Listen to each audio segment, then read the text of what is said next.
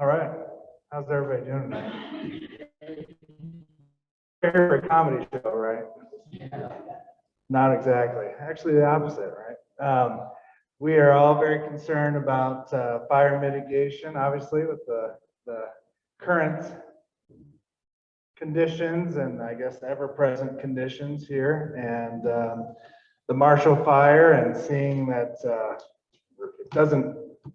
You don't have to be surrounded by trees to have necessarily a catastrophic event. So anyway, my name is Nate Scott, and I'm the town clerk, treasurer, and also the planner at this time. If anyone knows of anyone with planning expertise, we are looking for a part-time planner, so had to put that plug out there. So, but thanks for being here. Very important topic. We're going to cover the current efforts that the town is taking part in to mitigate town property in particular, but we'll also go over some resources for homeowners as well towards the end.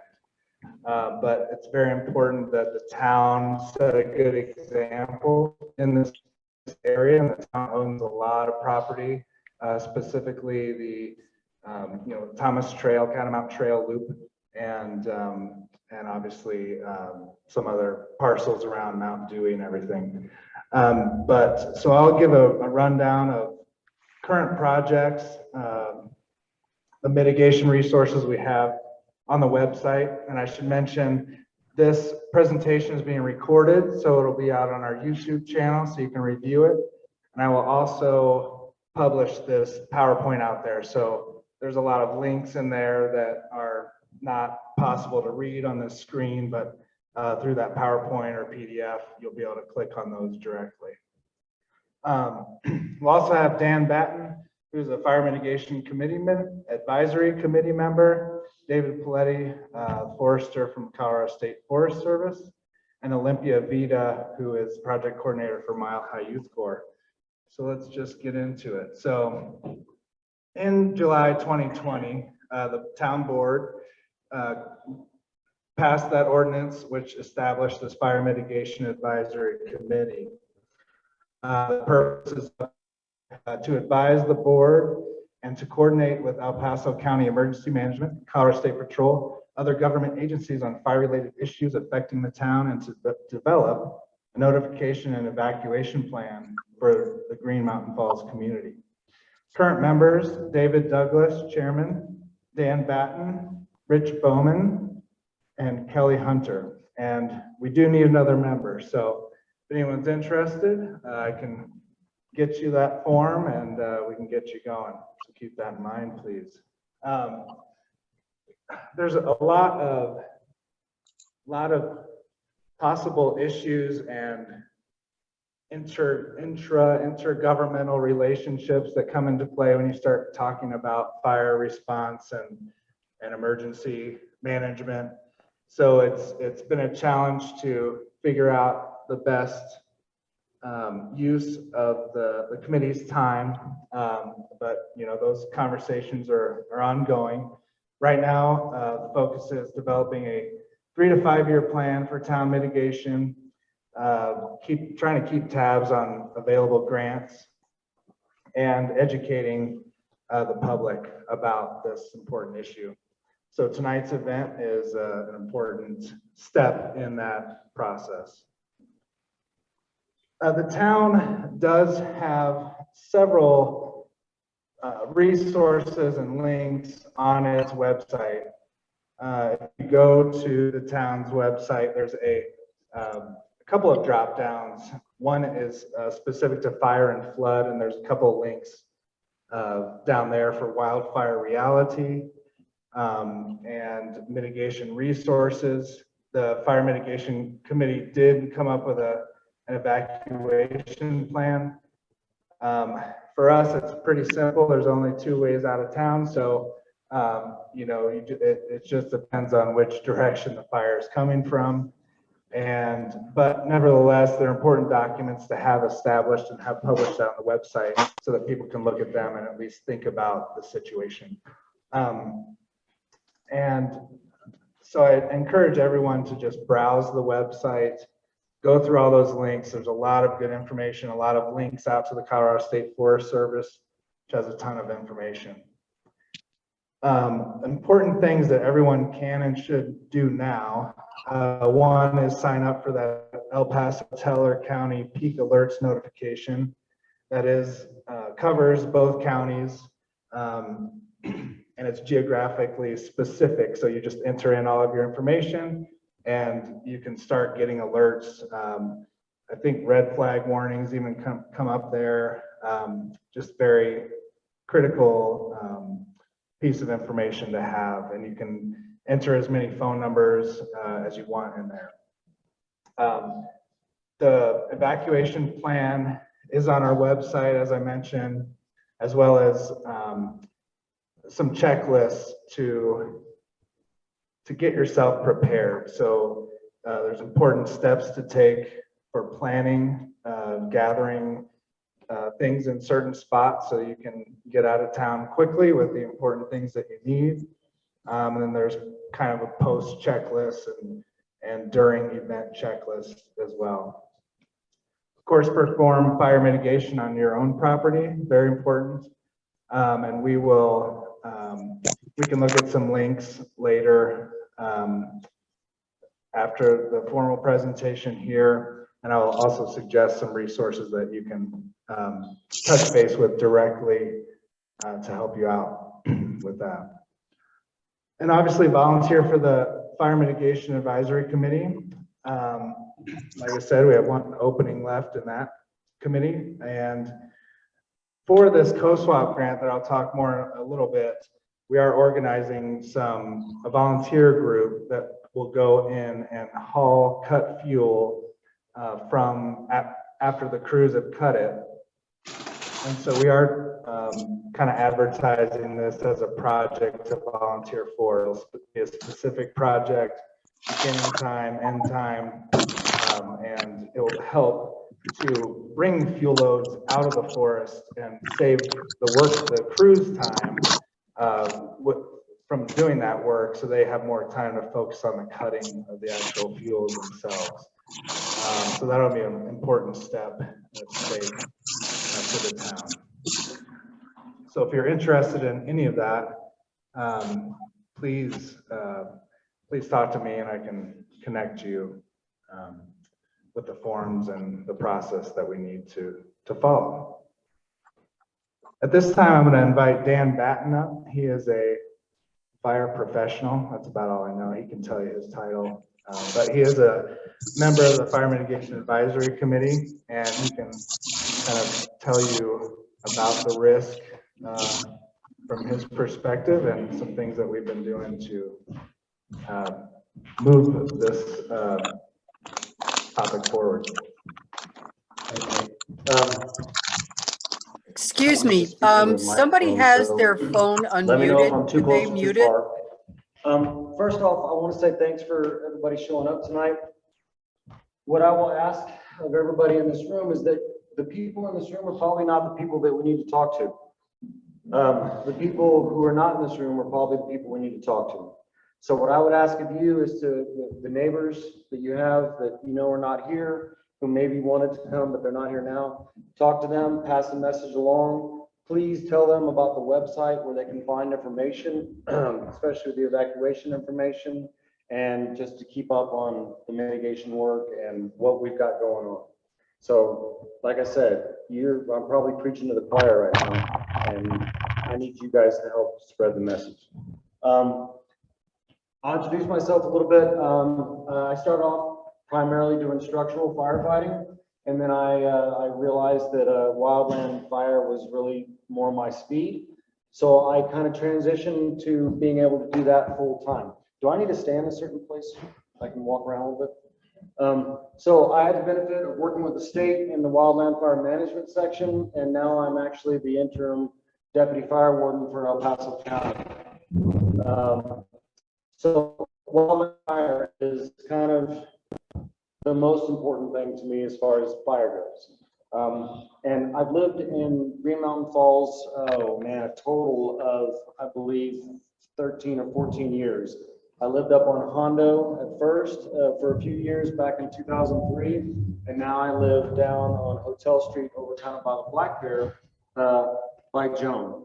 I'm a pesky neighbor to Joan. But living in this community, we have an amazing town here, right? I think we would all agree. This is a great place to live. We're so lucky to live here. It's beautiful. I say that every morning, especially when it comes springtime, when it's not muddy springtime. I get out and I look at the hillside and I think, man, we're so lucky to live here. I come from South Texas, where it does not look like this.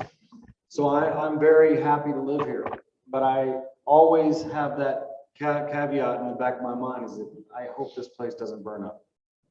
And I hate to put it bluntly like that, but it's true. We have everything going for us, but we've got this one big thing, right? We don't have a lot of hurricanes busting through here, a lot of tornadoes. We don't have a lot of that. But wildland fire is definitely an ever-present danger for us, and it is becoming more and more so. I think we've all probably watched the news. Again, I'm preaching to the choir. We've all watched the news and we've seen more and more wildland fires. And what we're seeing more often, speaking as a professional, which Nate claims that I am, what we're having now is what's called a wildland urban interface fire. More often, we use the term WUI because we can't speak in normal terms in the fire service. We have to use acronyms for everything.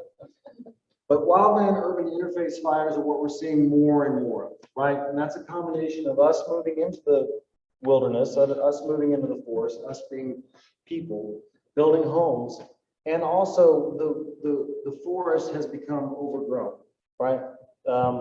That's due to a long history of aggressive fire suppression.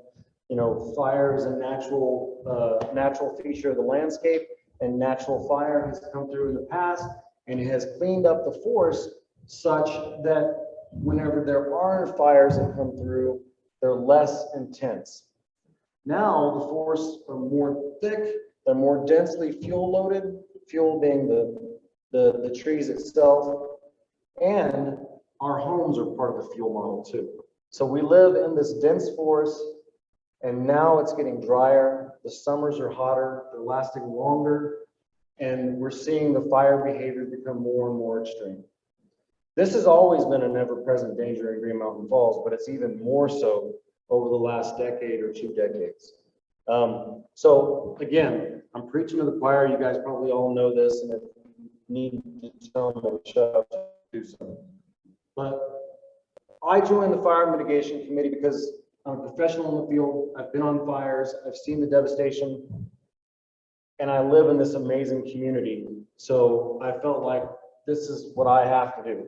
I have to join the Fire Mitigation Committee and at least do my part for the community. It's about time that I stepped up and did something. So that's who I am. That's why I'm passionate about this subject. And that's why I'm especially passionate about that subject in this community. So, and by the way, if you have any questions or anything, just raise your hand or yell out, or you can stop me at any time. It's kind of, I don't want this to be so much of a speech as it is a conversation. What I want to point out here on the slide that Nate brought up is Rich Bowman and myself. Rich is also a professional. We came up with what's basically a triage map. Okay. If you're not familiar with that term, basically what that means whenever we're in the wildland fire world is that we firefighters, if the community is going to be impacted by a wildland fire, we will go through the community and we will triage the structures in the homes. And basically what we'll do is we'll make decisions based on the fire behavior, how much time we potentially might have before the fire is going to impact the community, what resources we have on hand.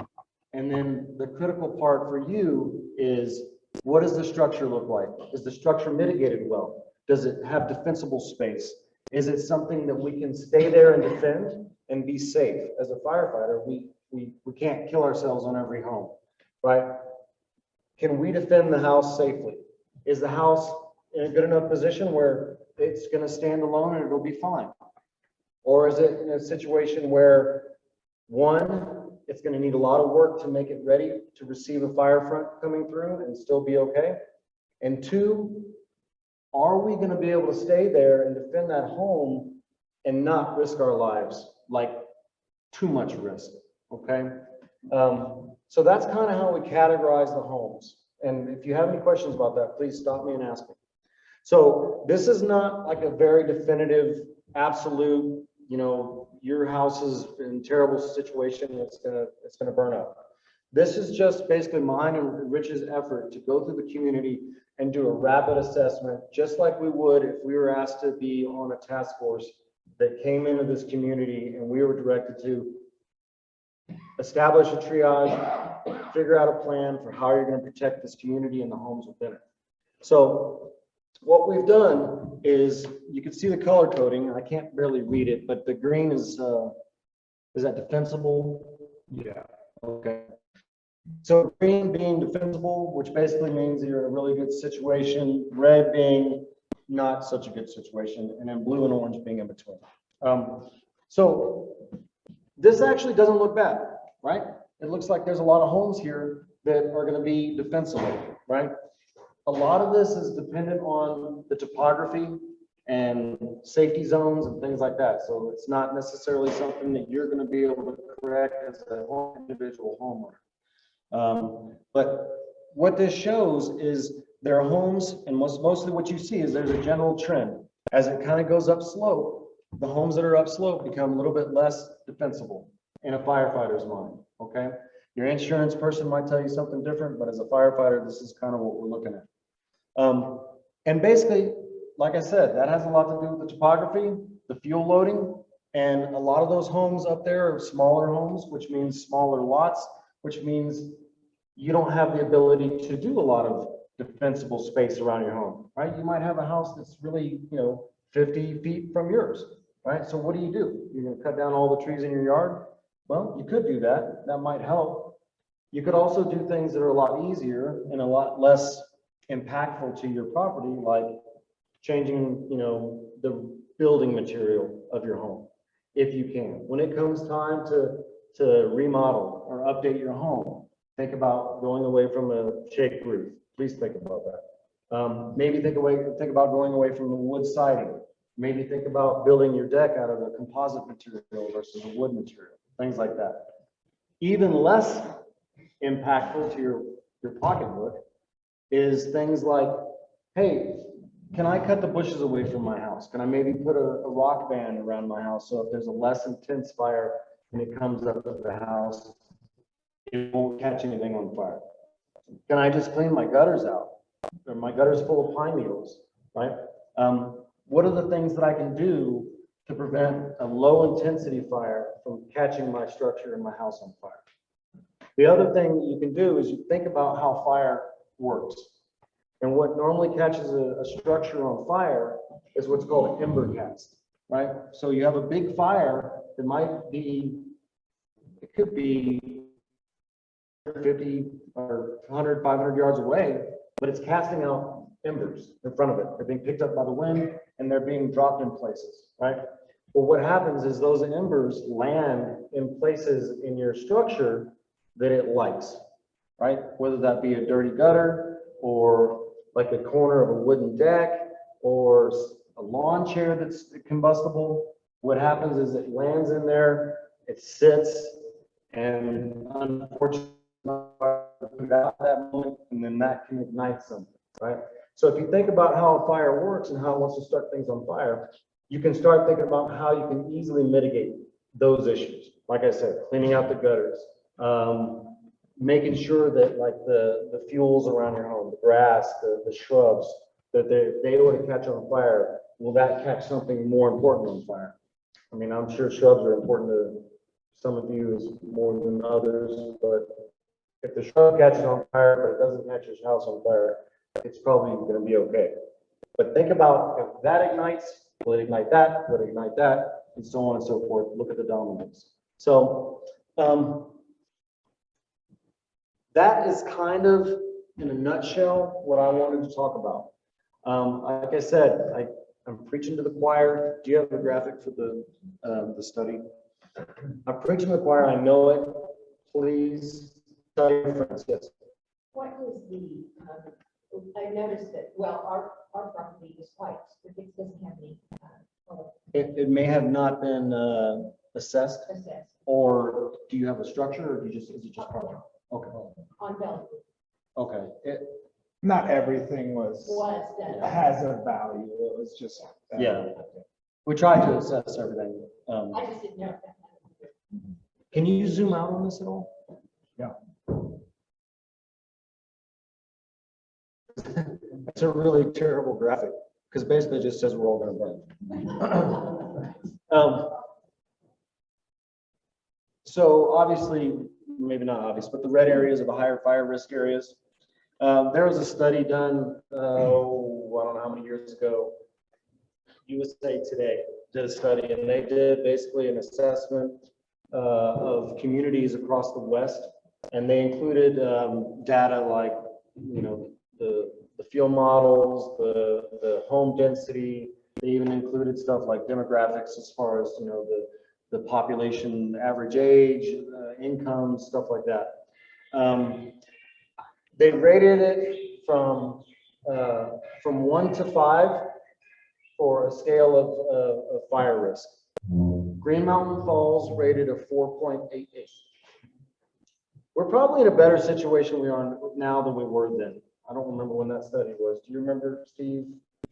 It was a while back, but it's still a pretty good assessment. And it shows that we are in an extremely high fire risk area. Does anybody remember the Paradise Fire or the campfire, and it burned the town of Paradise? Sean, you remember that? So that was obviously a terrible tragedy, right? 88 people died. Terrible tragedy because there was egress issues. People couldn't get out of the town. Their fire risk was lower than ours. So what that terrible, and I hate being a fear monger, but it's real. That tragedy can happen here. So that's why the Fire Mitigation Advisory Committee, we're not just about, you know, mitigating fuels. You know, we're not just about doing that. We're also about trying to figure out good escape routes, trying to figure out good notification, ways that we can make sure that everybody knows how to get out of the fire front as soon as possible, and that they can get out, and then the firefighters and emergency services folks can come in. So that's also what we're doing.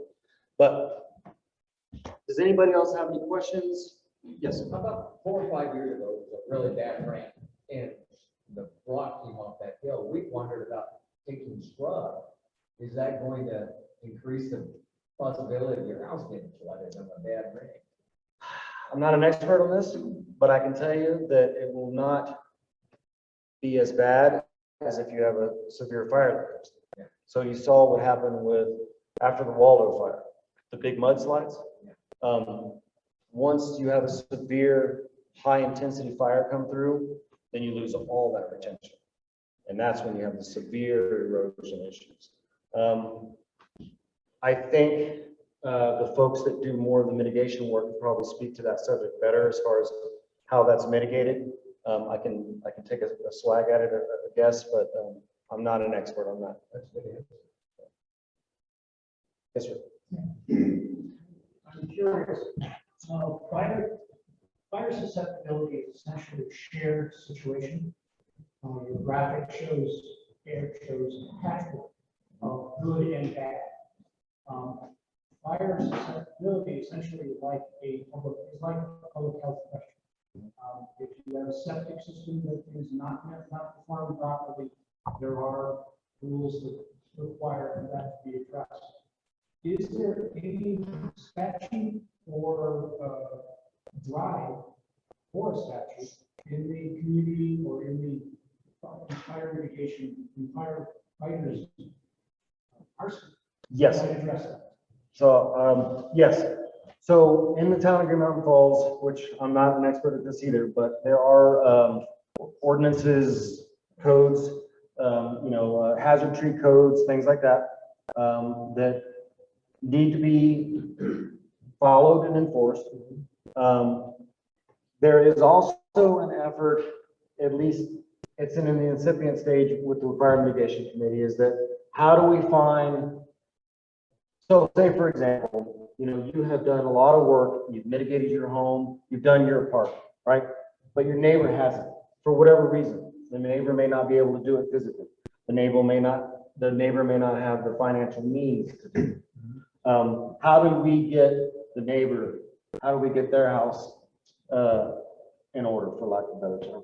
So it doesn't affect your hard work, right?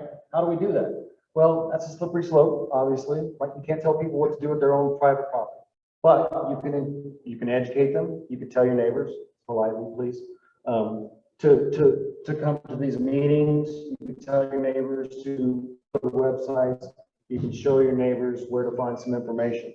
The other thing that we've talked about is how do we find ways to help private homeowners get funding, to help them, the people who aren't financially able to maybe do a lot of expensive mitigation work. And I'm not gonna lie, mitigation work can be expensive. It can be very expensive. It can be very much out of the reach of a lot of folks. So how do we help find funding for folks that maybe need some financial help? That's Nate's got a slide for that. So that's something else we've talked about, right? Because you're right. What affects you can definitely affect your neighbor. And if you saw the Marshall fire, right? Did everybody see the footage of the fire in Boulder, the Marshall fire? So that was what you call home-to-home ignition, right? The fuel model went from grass to homes. So it wasn't the vegetation that was catching the next home on fire at a certain point. It was one home that was ablaze, and it caught the next home, and then the next home. So you're exactly right. What your neighbor does or does not do can affect you. Now, I don't want to cause any strife between you and your neighbors, but it is a good point. In a lot of our community, our homes are very close together. So the goal, the objective is keep the fire tame. If the fire front comes through and it doesn't do what it did in Boulder, which, you know, that's almost hard to use as an example because that was a pretty unique circumstance. It was very high winds, you know, an extreme event, you know, that really you could not have mitigated for that. And to be frank with you, you know, we can't mitigate our way out of and make this place completely safe, right? We can only make it better. We're not going to make this place fireproof. We can make it fire resistant, but not fireproof. So please don't walk away from this meeting with any kind of unrealistic expectations. The other thing is the life safety issue. You know, I mean, our homes are important to us, but our lives of our loved ones and our friends are more important to us. So remember, when it comes time and the sheriff's office is knocking on your door or the marshal is knocking on your door and asking you to evacuate, keep that in mind when you're making that decision. I know a lot of us, you know, we don't want to just up and leave our home. We'd rather stay there and fight. But remember, you're adding another layer of complexity for the first responders if your lives are now in danger. And they're not just working on putting out or preventing your house from being on fire. They're also looking at maybe a life-saving mission, which changes the dynamic of their mission, so, and the complexity. But very good point, and we'll do what we can. Sorry, I'm still the duty officer right now.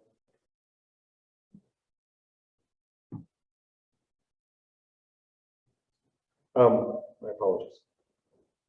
Any other questions? Yes, sir. As of right now, there are 80 fire hydrants in town that are inoperable. That would be a good question for Steve. Chief Mills.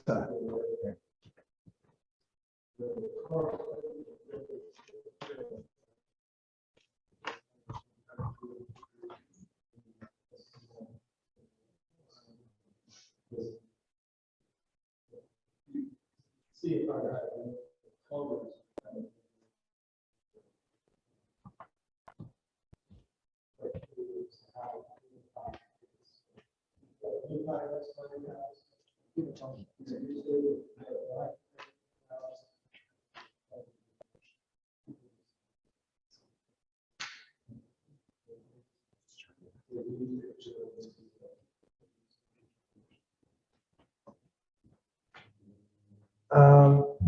Yeah, so I'm trying to keep in mind, we have several people on Zoom, probably a couple dozen. So all the questions that are being asked are great, but I'm trying to figure out, maybe it's better to wait until the end, and that way we can pass the mic around and we can get the question and the answer on audio, if that's okay. Thank you, Dan, very much. That's important perspective. And I want to mention that these ratings here, like I mentioned, they're quick, they're unofficial, they're dry, they're from someone sitting in a truck, you know, not investigating the entire property. But what it does is it shows us a pattern that informs the Fire Mitigation Committee and anyone who looks at it. What are the important areas of town to focus on from the town's perspective? So that being said, the current projects that are going on primarily in the realm of the Coalition for the Upper South Platte, which is CUSP. You'll hear that a lot tonight. And there's some representatives from CUSP here. But they do a lot of different work on private property as well as public property. They do a great job of securing grants and managing those grants for its partners. So the town is a partner with CUSP. We have agreements with them, and they help mitigate a certain amount of town property per year based on what the town can afford to budget. So right now, this year, there's 19 acres targeted of town-owned property, as well as several private property projects they're working on. A notable one right now, oh, I'm sorry, I'm thinking of the Kosovo, your word. But they've done, on this map, is a map from us, and they've done quite a bit of work here in the Wallace Reserve on the historic Green Mountain Falls owned parcels, Mount Dewey, all this stuff within the last few years. The purple here is some private property owners that engage with CUSP to get mitigation work done, as well as these orange parcels in here. These stars denote the targeted areas that CUSP is going to do as far as town-owned parcels this year. And this number 1 and number 4 here are the targeted areas for the Kosovo grant that we'll talk more about in a little bit.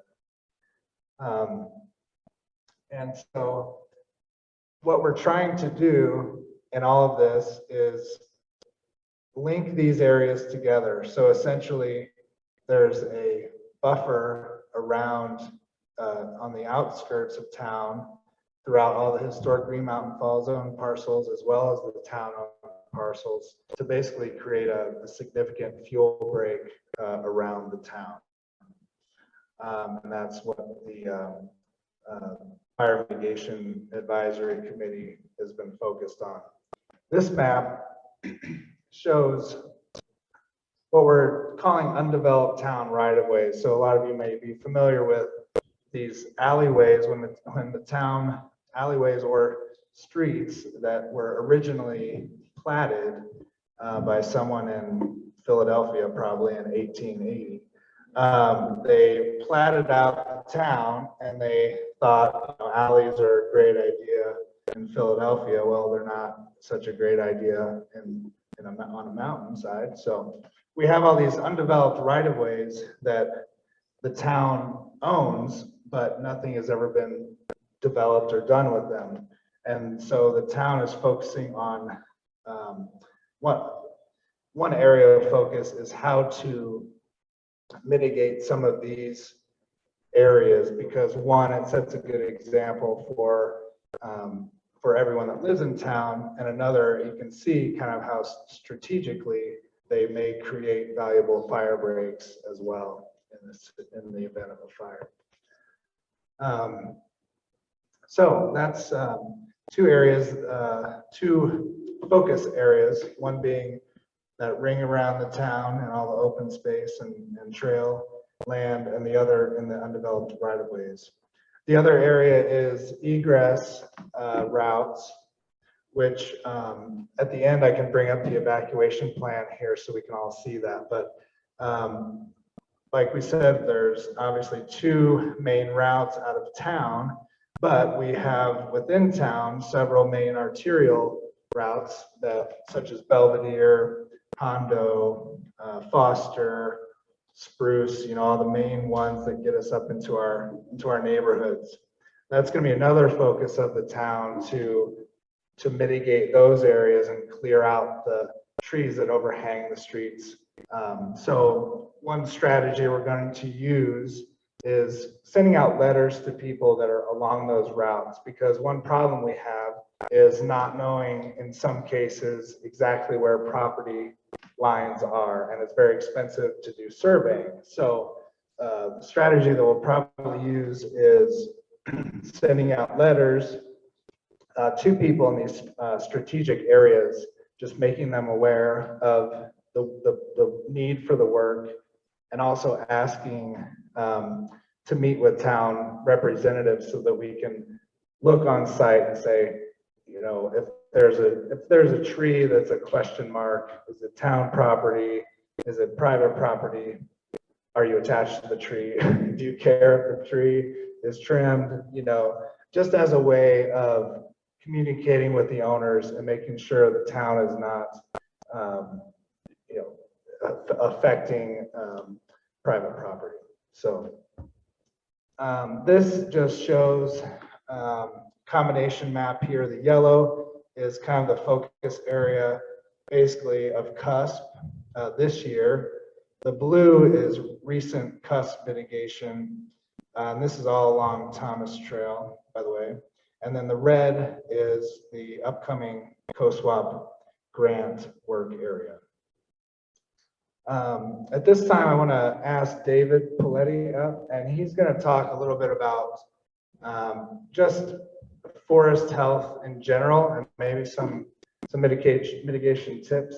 But David has helped us by writing the prescription that the COSWAP crews will use. And it's not just about cutting dead trees. It's not black and white. It's more about holistic forest health. So that's right. Yeah. Thank you.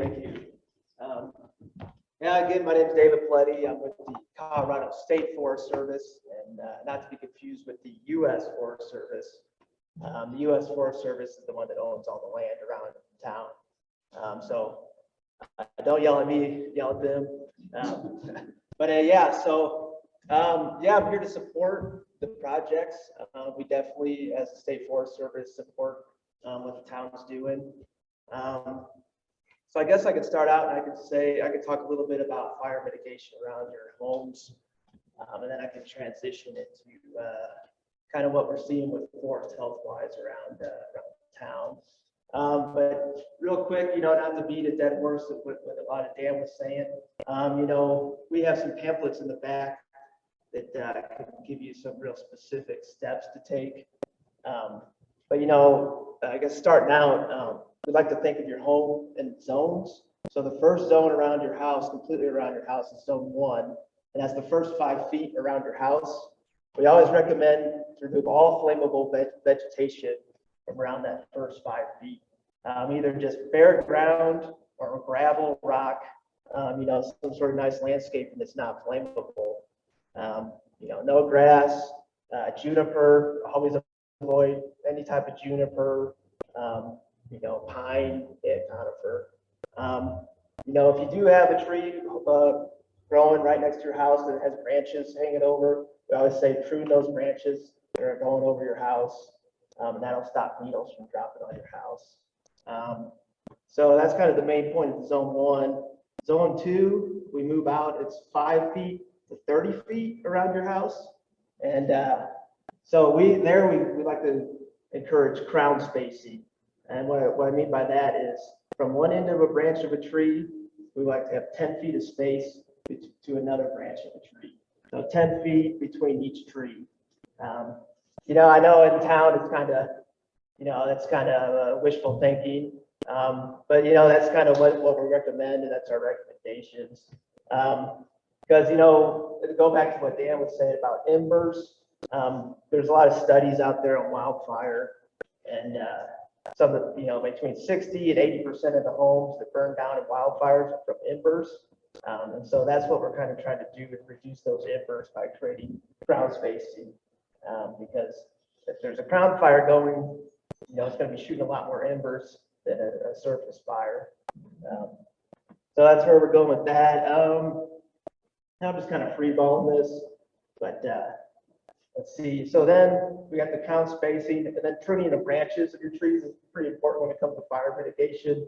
We like to say prune your trees 6 to 10 feet up if it's a mature tree, and if it's a smaller tree, about 1/3 of the tree up.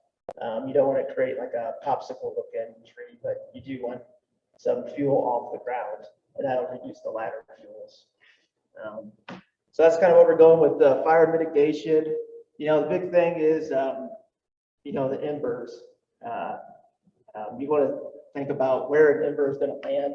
If it's floating around your house, is it going to land? It's going to land somewhere at the corner of your deck, at the eaves of your house, stuff like that. So that's kind of stuff you want to make sure the pine needles are nice and clear. So we'll transition to the forest health around town.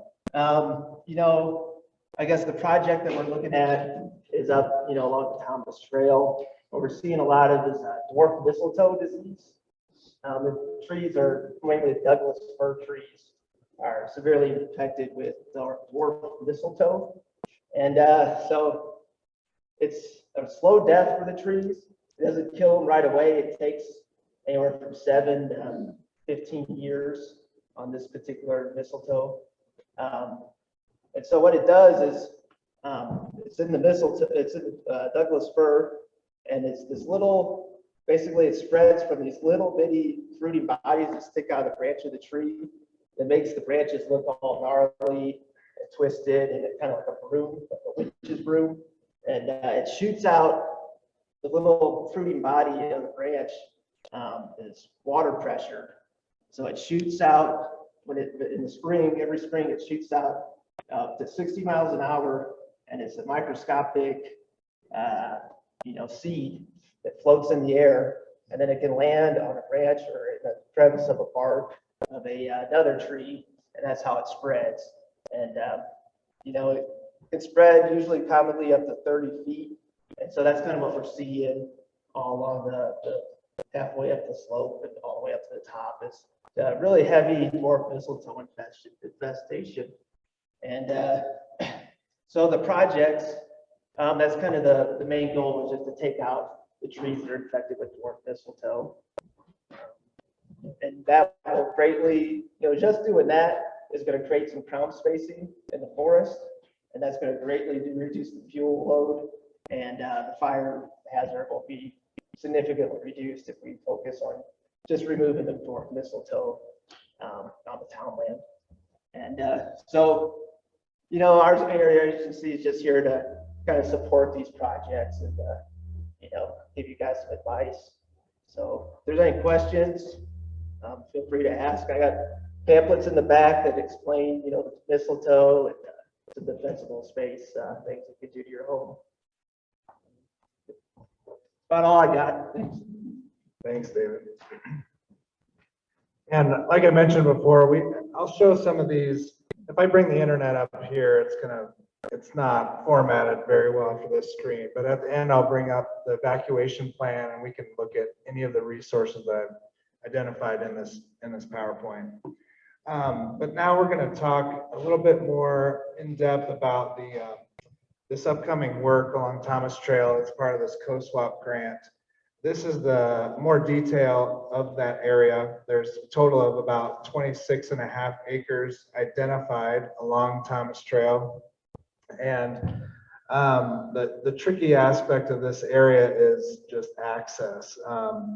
There's no obvious easy access. There's the trailhead down here off of Mountain Avenue, but that's not real conducive to efficient work, transitioning, staging, and hauling out of fuels. So I've been talking to adjacent property owners here about gaining access, and the red stars here denote the access points that we've been granted so far. So this will help out the crews quite a bit in their work, and we look forward to getting this project started.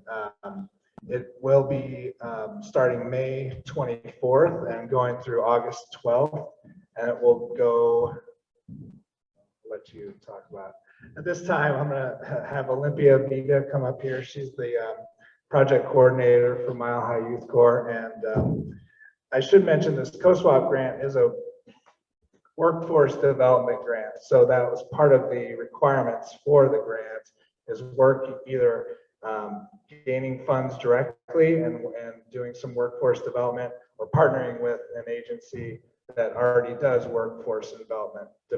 So the grant is basically for crew time. It's not money that's coming straight to the town.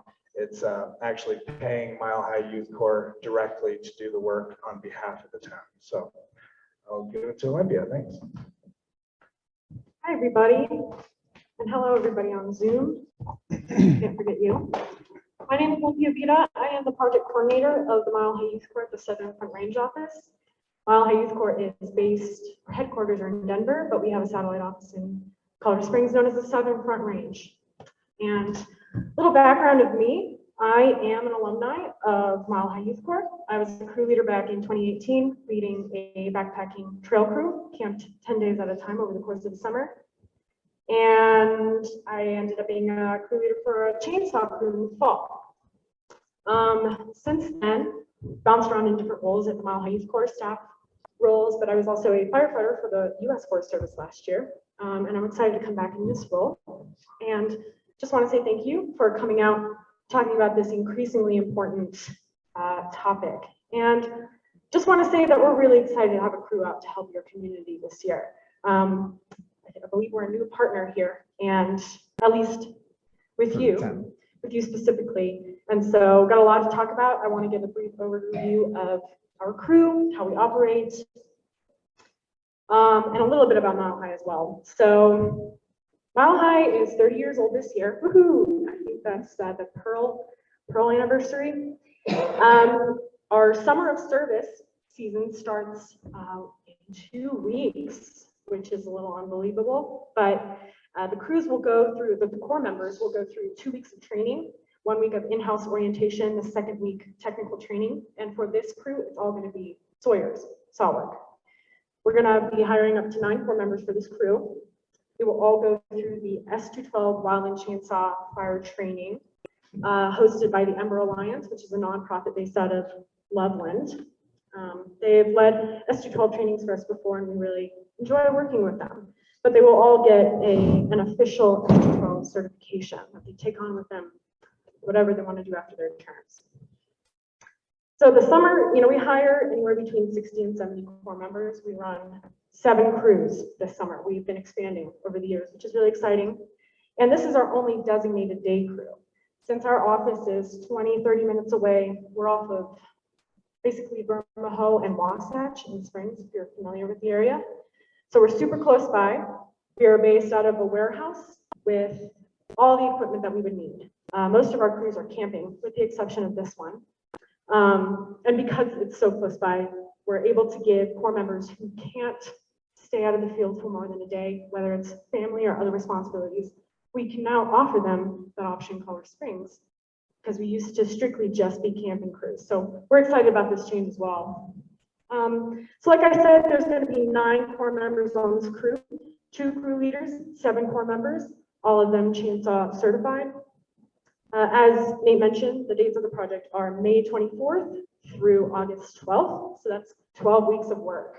They'll be working a regular 40-hour week, but they operate on a 4-day schedule, 10 hours a day. And so it's a little unconventional because we're operating so many crews at the same time. We have to work with a rotating schedule. So this crew is going to be working from Tuesday through Friday every week.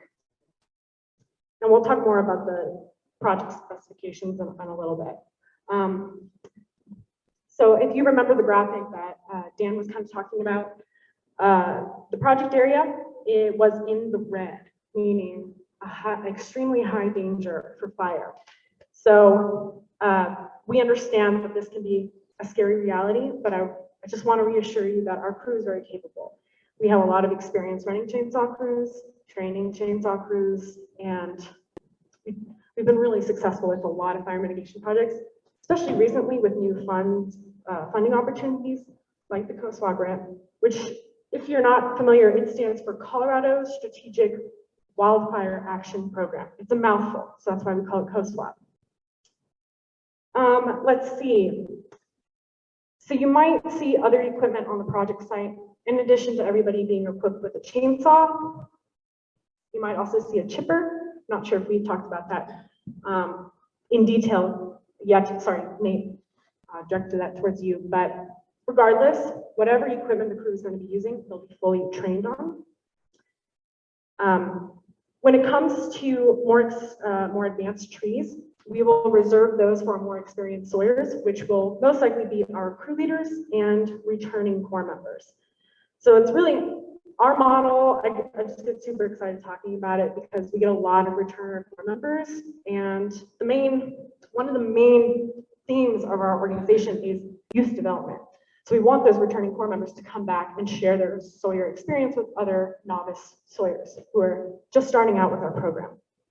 But that being said, more advanced trees will be taken care of by our senior corps members and our crew leaders. I also do want to reiterate that we provide a lot of staff support, whether that's in the office or in the field. During the S212 training, a lot of the staff will actually be evaluating corps members, including myself. Chainsaw work is actually one of my favorite things to do. And so I feel particularly connected with this project. Let's see, so a typical daily schedule, like I said, 10 hours a day. So the work schedule runs from 7 a.m. to 5:30 p.m. And that includes travel. So the crew will arrive at, well, ideally 6:45, but the workday starts at 7 at the warehouse. They'll rig up. And because it's day work, they don't have a lot of gear that they're bringing with them. So it's mostly just going to be saws, fuel, chacks, all their personal protective equipment, lunch, etc. And so based on the map up here, the stars are going to be the access points that the crew is going to be working through. So they'll be following the trail for the most part. And if any of you have walked that trail, you'll remember how dense it is. So there's plenty of work to be done in the 12 weeks that we have lined up for this crew. We are working on trying to secure more weeks either this fall or next year, but that is to be determined. Hopefully Kosovo cooperates with us. Let's see, so it's a pretty simple work day. They're going to be coming in, they'll be working from the trailhead further and further in, and they'll be working up to your backyards. We'll have flagging clearly lined out so that the crew stops at a certain distance from the backyards of some of your properties. And so everything will be lined out here in the next 2 weeks. I have another site visit scheduled with Nate and a few other representatives to finalize those details. So just be assured that we have a lot of eyes on this project and we're thinking through every detail we can think of.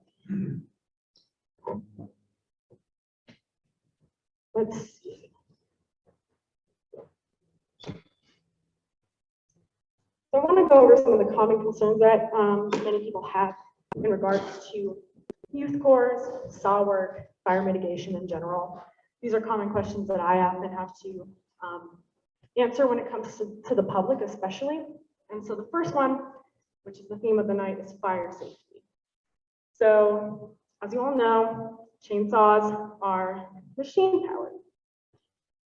But a lot of concern when it comes to chainsaws and fire safety are sparks. Every chainsaw that we carries still chainsaws.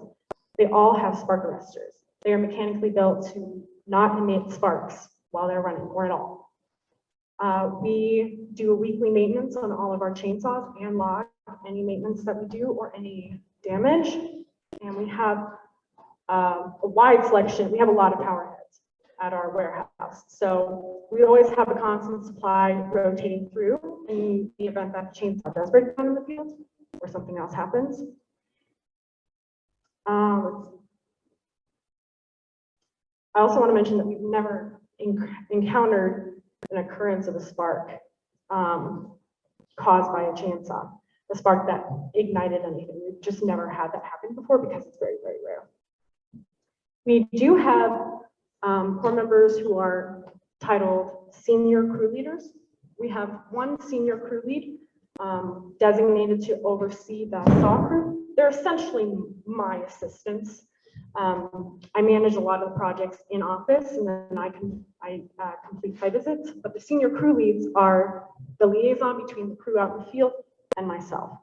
And so this one senior crew lead who's overseeing the SAW crews will be in charge of basically checking up on the crew, but mostly in terms of logistics, gear repair, SAW maintenance, etc. So just know that there are a lot of people making sure that everything is going well throughout the season. Fire restrictions. All y'all are familiar with this. So we do have different responses based on the stage of the fire restriction. So with stage 1 bans, there's not enough threat posed in the environment for us to be unable to carry chainsaws or operate with chainsaws. So when they're stage 1, obviously our ears are perked up, but there's not really anything differently that we do in terms of the work. Excuse me. When it bumps up to a stage 2, that's when we have every sawyer who's running a chainsaw carry a fire extinguisher with them, in the event that something were to happen. Stage 2 means that the conditions are a little worse, a little drier, a little more easy, vulnerable to being caught on fire. So even though sparks are incredibly rare, we will equip sawyers with a fire extinguisher. I should also note that the way we operate with SAW crews is we typically team up a sawyer with a swamper. This swamper is the one that's actually going to be working behind the sawyer who's cutting the tree down or slash and removing the slash from the path of the sawyer. They're swamping away the slash. Tough work, but the crew, the partners will rotate every day. Typically, we like them to rotate when they run out of tank of gas in the chainsaw. Okay, now switch sawyers. So everybody gets the same amount of experience. That also being said, the swamper will also carry a trauma kit with them. So if the sawyer were to be hurt, a trauma kit is right there. Stage 3, pretty rare. If this were the case, myself and the rest of the staff will have to rethink the plan. Stage 3, oftentimes that means smoke is in the area, and over the past couple of years, because the smoke has lasted longer and longer throughout the season, we had to adjust our contingency plans. So crews will get masks or respirators rather for optional use if they are a little bit more sensitive to that. But if it does become too severe, we're just going to pull the crew out or come up with a contingency plan to do it of work in the field, but maybe not necessarily using chainsaws. It's to be discussed. Like I said, it's rare, unlikely for us to run into it, but we do have backup plans in the case that something were to happen. Wind is another cause for concern when it comes to SAW work. We equip all of our SAW crews with, I'm going to mess up I think it's anemometer, basically a wind gauge, also known as Kestrel. This is used in firefighters to measure wind speed, wind direction, and a good rule of thumb that we like to follow is if the wind is above 30 miles an hour, we will not cut. It's just too dangerous. The risk of the tree falling backwards or just not following the lay plan is too risky. And because up to half or 60% of our crew is going to be new sawyers, we want to practice as much precaution as possible. Wind also might cause concern for those whose properties are on the boundary of the project work. And like I said, we will outline a boundary at a certain distance away from your property so that trees do not fall on the fence, on your house. That will not happen. We're trying to protect your house, Another concern, novice sawyers.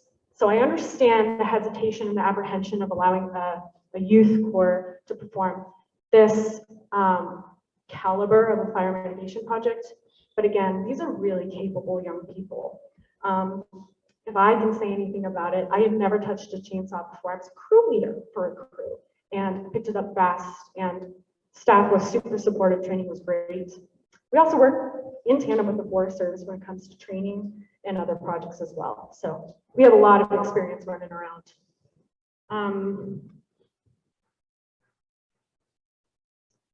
Sometimes if Corps members are not ready to cut trees down, we'll put restrictions. It's kind of a harsh term, but limitations, I guess, on what they can and cannot cut. But regardless, every Corps member will be an important part of this project, whether that's being a sawyer or just cutting things that are already on the ground, known as bucking.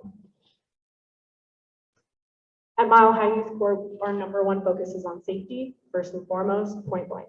It's safety. So we rely on our crew leaders a lot to gauge the situation at all times, whether that's not feeling good about a Corps member's ability, or if it's an environmental factor that is affecting the crew's safety. Lightning is going to happen. We don't want our crews cutting when there's lightning. They're holding a big metal object, and they're cutting trees down, which are also basically poles that lightning likes to strike. I like to say that, if you don't focus on safety, you're not going to have a crew. If you're not going to have a crew, you're not going to have a project.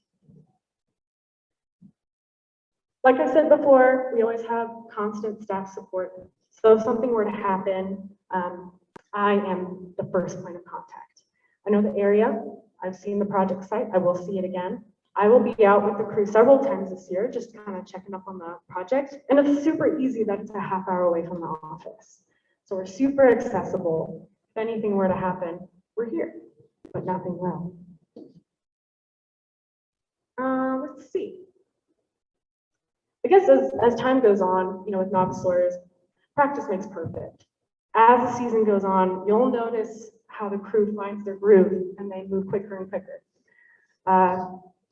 We only have 12 weeks, and looking at the map, it doesn't look like a whole lot of area.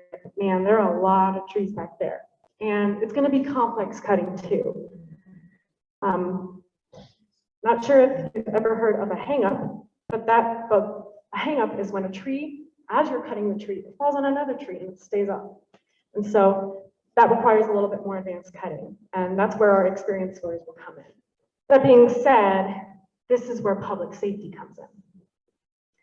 So it's a popular trail, the Thomas Trail, and we are trying to get it closed while the crew is working on it every week. Like I said, Tuesday through Friday. If everything works out, if we can come up with a plan, it'll be open the remainder of the week, but we just ask that even if it's not closed, keep your distance from the project site. Our protocol that if a Corps member sees someone from the public or a member of the public approaches them while they're working with the chainsaw, they must turn it off and set it down. So think about it. If the crew runs into 30 people a day trying to ask questions, you're just curious about the project, or they just want to get to know the Corps members, that takes up a lot of time. That runs into efficiency issues. It runs into a lot of safety issues because it's a dense forest. We don't want the public to get hurt. I know it's a weird schedule, but this is what we can make work, and we just ask for your patience this season. I think, allowing the crew to do their thing with as little distraction as possible, this will allow the project to go by quicker and leading to a shorter amount of time that the trail needs to be closed. I think last thing I'll just wrap up with is you're doing the important work on your home, but we're doing the important work on your backyard. And so super excited that the crew is going to get this experience. This is a unique project. Fire mitigation is probably one of the best things we do, one of the most interactive things we do, and diverse things we do. So super excited about this. Really thankful for y'all for letting us come into your space and helping us protect you. One last shameless plug for me. If you know any 18 to 24-year-olds looking for a job this summer, who want to be paid to camp outside, come find me. I have flyers. Or even if you just want to check out our website, explore our organization a little bit more. We have so many other conservation opportunities. come find me. I also have business cards if you have any questions about the project directly or concerns. It's all up here. So come find me at the end. That's all I have. Thanks, y'all.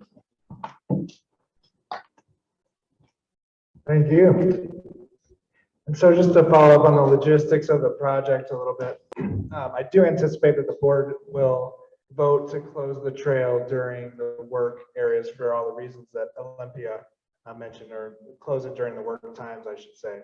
The board is going to discuss that this coming Tuesday, or a week from tonight. And how it will work, I mentioned the volunteer project before. The crews need to spend as much time as they can cutting so they don't waste a lot of time hauling fuel out. Part of the grant is specifies that we need to try to get as much fuel as we can out of the area. So it's not, in piles and sort of defeating the purpose of cutting it in the first place. So these access points that are stars up there, access / staging / parking areas, what will happen is hopefully we'll get a good number of volunteers, and during times when the crew is done, they're over the weekend, basically Saturday, Sunday, Monday, we can have volunteer groups that go in and haul fuel by hand down through these gullies or convenient access points to the road, where we'll stage the fuels, we'll coordinate town equipment, trailer or dump truck and chippers and things, and we'll schedule different shipping days and different days when the public can perhaps even come grab some firewood. So those are some details that we're still working out. So the trail itself will have some sort of fence signage that is very obvious that the trail is closed at that point to prevent the public from just walking into the work area,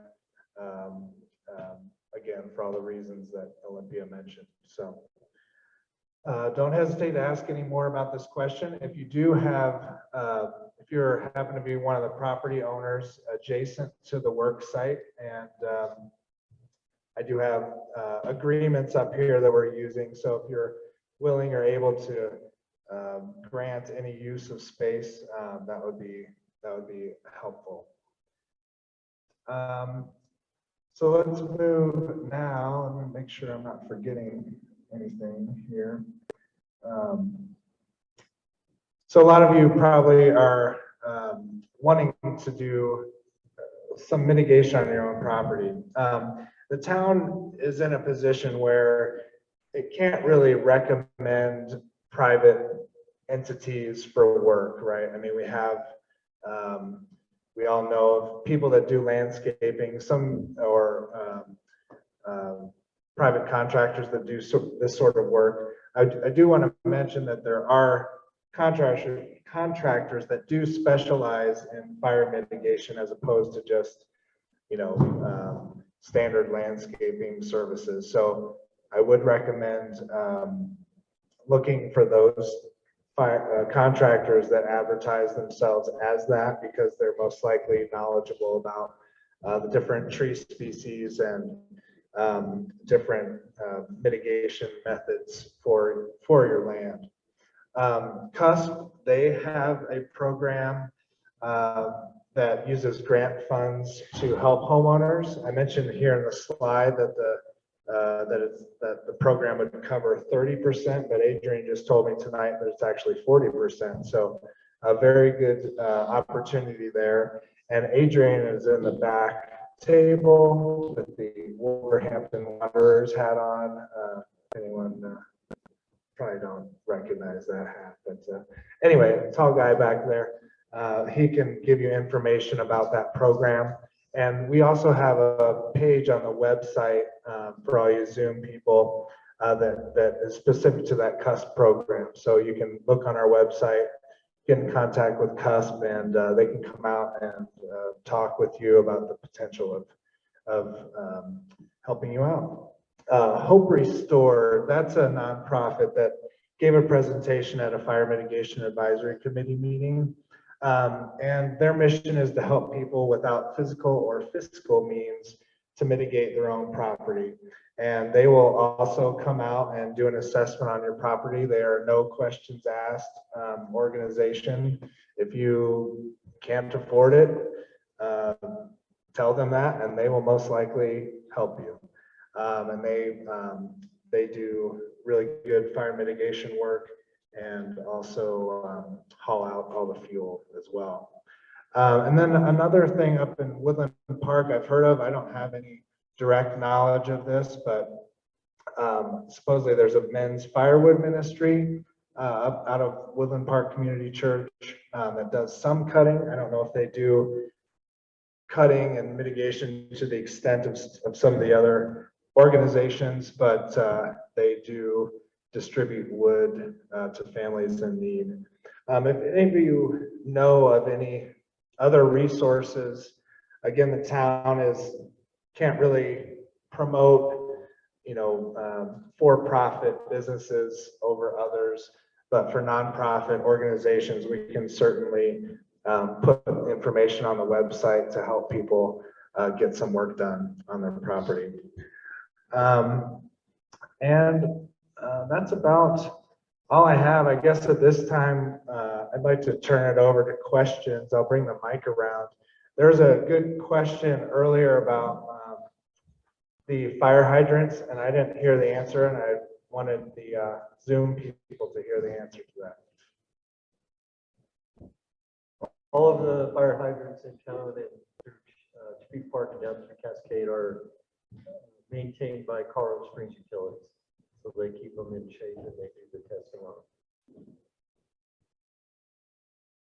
them. Does anybody else have any questions?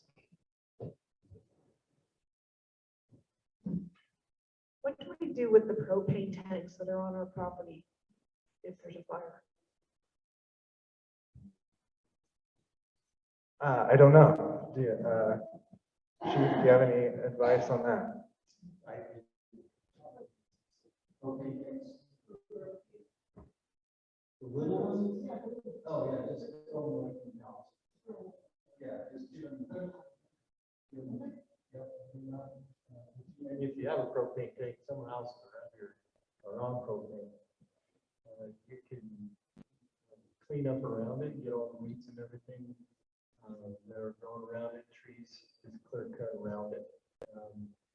If you have time, you can shut it off, but we'll usually come by and turn it off for you. We'd rather you got out and worry about things like that. But we will turn the tanks off. You just need to keep them clear for us.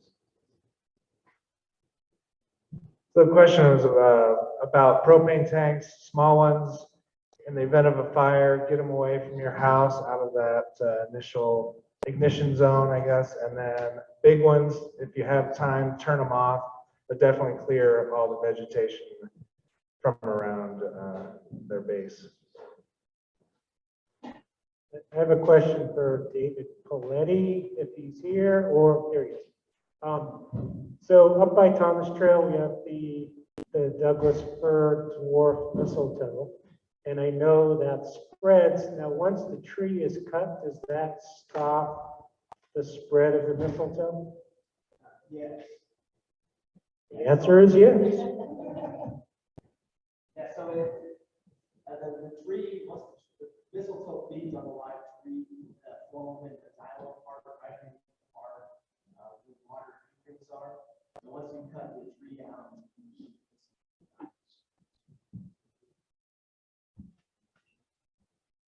So that question was, if you cut a tree down with the mistletoe, does it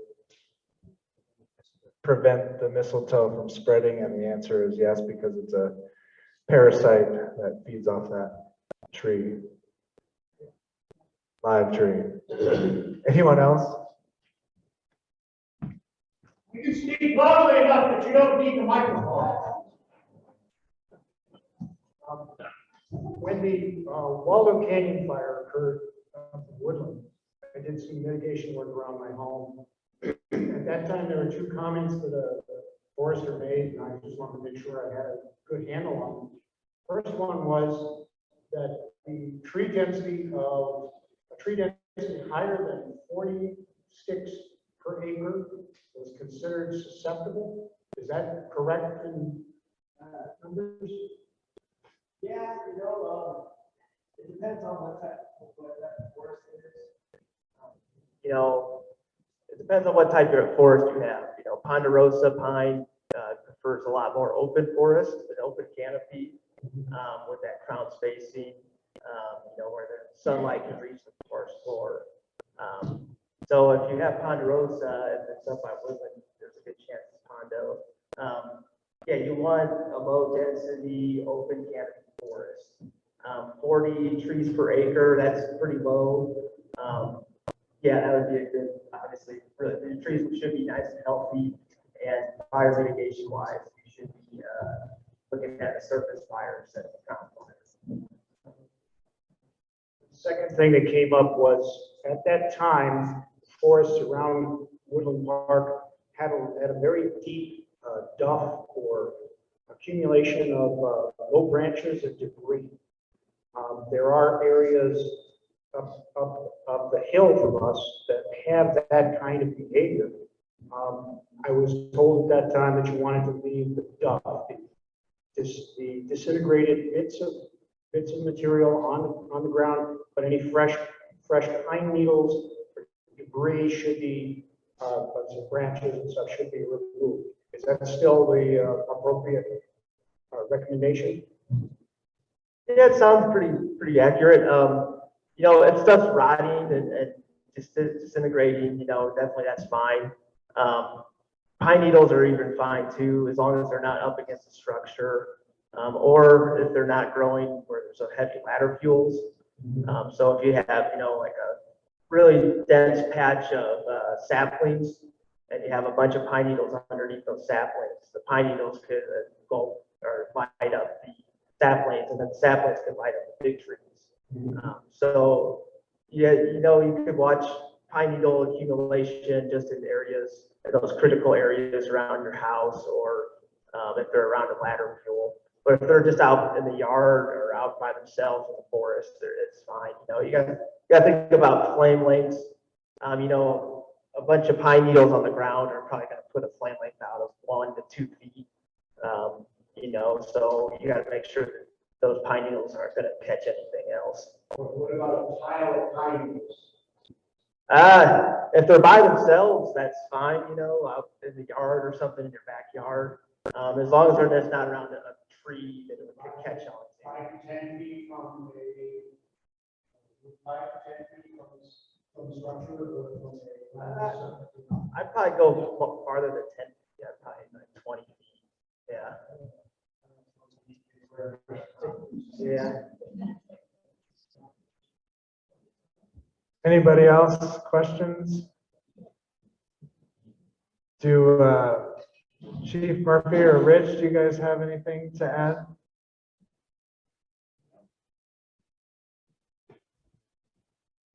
Anyone else?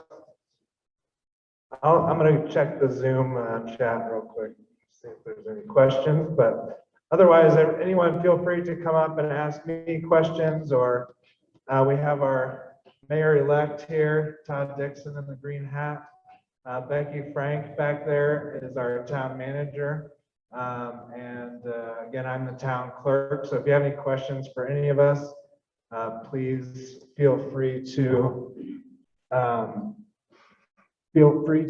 stick around, and we will answer those questions as best we can.